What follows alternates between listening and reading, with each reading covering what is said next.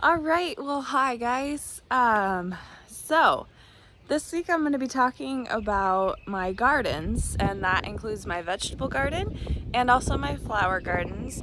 Um, my nesting has really got me weird since I can't do a bunch in the house. I have decided to focus that onto my yard.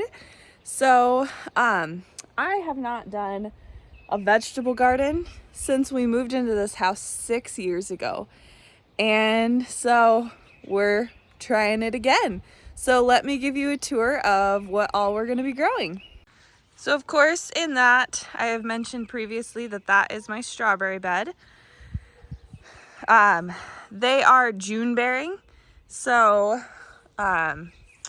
once they produce their fruit, we'll uproot this whole little mess of fencing, and we'll put it probably with the tomatoes or something.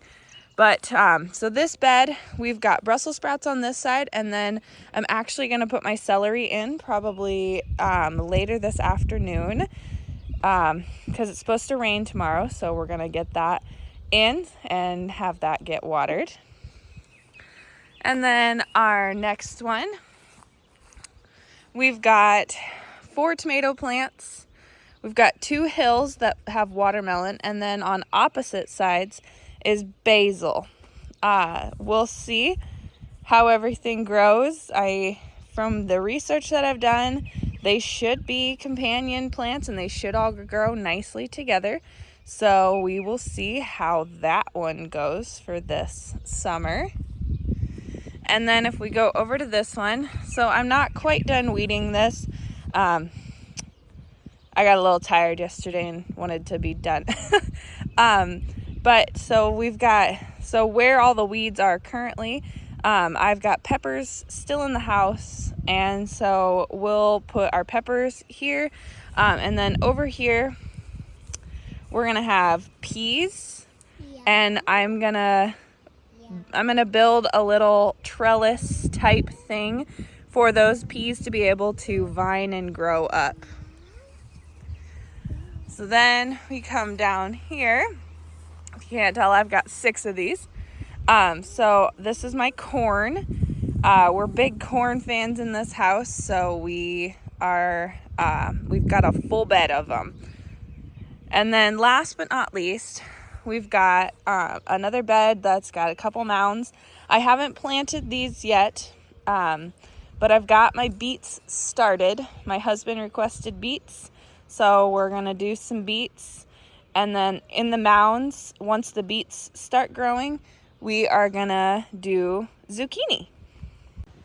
So then we've got what is going to be the start of kind of my little sanctuary spot here at the back of the property.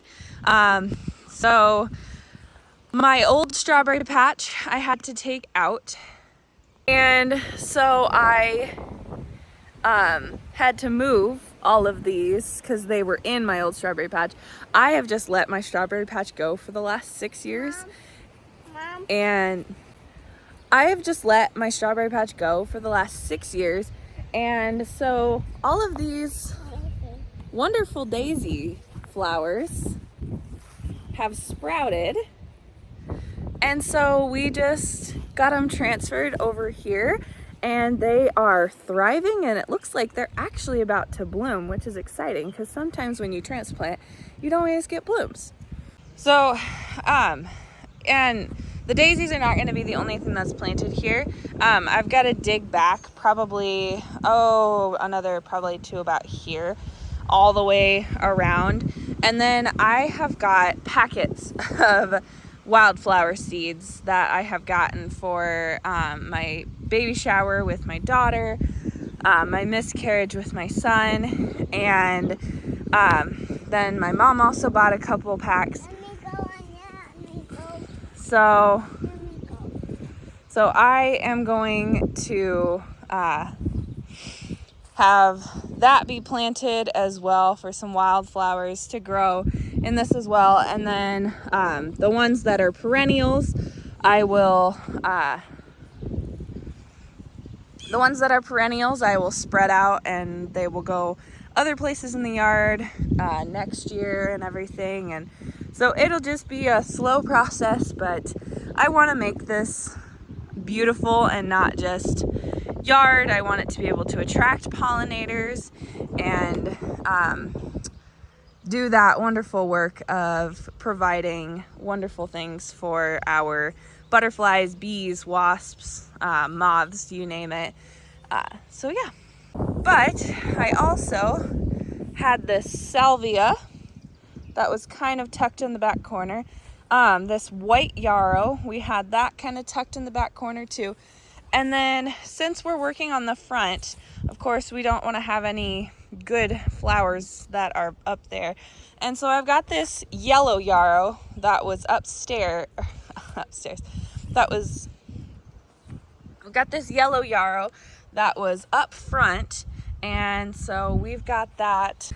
So this is the dreaded strawberry patch that is in question that we are turning back into it. So it is just a trap spot for volunteer trees. We have tried to manage it the best that we could to make sure that these didn't grow into full-blown trees over the last 6 years, but as you can see, they've gotten a little out of hand. And so in my nesting fit, I made the decision that I want my husband to tear all of this out and we just reincorporate it back into the yard. So this situation here is that a situation. It's just a hydrangea that has been growing here since we moved in. Daylilies are constantly popping up next to it. There's a mulberry tree over there. This is a statue that I got for Mother's Day. Isn't she pretty? There's a mulberry there that has got to go, and my daughter's rug because it got wet. But yeah, so this will be something beautiful eventually, just not right now. So a lot of this is a work in progress. I've got a weed and everything, but I moved some of my peonies from my old strawberry patch up here on the corner. I've got a couple thorny bushes that I think will pair very nicely with them, that they'll go right behind and be a nice little corner. And then this little situation is, like I said, with the other is a situation. So I had transformed this into a daylily and hosta and tiger lily thing about 2 years ago. And as you can see, weeds kind of just took over. And so I have taken all of those. We're in the process of taking all of these weeds out, and I am going to plant some sweetacillum so that it's low growing and everything. I'm going to figure out a long term what I want, because sweetacillum is only an annual. So we'll figure out something. But of course, our vehicles get parked on the street right now because we don't have any off-street parking. And so, of course, our back door to get our children into the vehicle is here. Well, it's kind of not fun when you're carrying a car seat to walk the curb. So we had some of this slate that was just chilling in our backyard. And so I've been in the process of bringing all of these up front, and I'm picking the lightest ones that I have to carry. Bring them up front, and we're going to put them here, and then we'll have sweetacillum planted. And I haven't decided if I'm going to do the same walking situation over there that I have here. So that is TBD. Look at that beautiful plant that I got from Mother's Day. My daughter picked out that plant, or that pot. And then last but not least to talk about in this video is this little flower garden. I started on this last summer. all of the stuff from over there has migrated over here. We've got some hostas, some daylilies, and then there's this gorgeous hydrangea that my mom and my daughter picked out for Mother's Day. And it's so beautiful.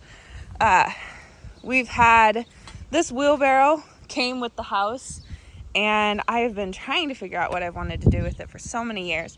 And so I've got some annual vining flowers in there. I just put this little fence in. I'm not quite sure how I feel about it. I tried to make it look old and rustic and like it's been here for a while, which I'm sure I've got that one down, and wagon wheel. So much stuff was left at this house. But yeah, so we'll see how all of this goes, and we'll see how I am able to take care of all of this. Of course, being pregnant, weeding is going to get harder, and everything that I've got to do to maintain it is going to get harder. And then next year I'll have like a 6-month-old, and so that'll be interesting as well. Thank you so very much for watching, and I pray that you see the blessings that the Lord has laid out for us, because He has so much planned for us. And and with all this beauty and everything that's going to start popping up, I just hope that you see God's intricate design with everything that He has, because oh my gosh, you guys, if you just take a look at the little itty bitty things that He has done in this world, it is absolutely amazing. And I hope that you take a moment this weekend to go check out just the little things that God has done and given us for beauty in this world.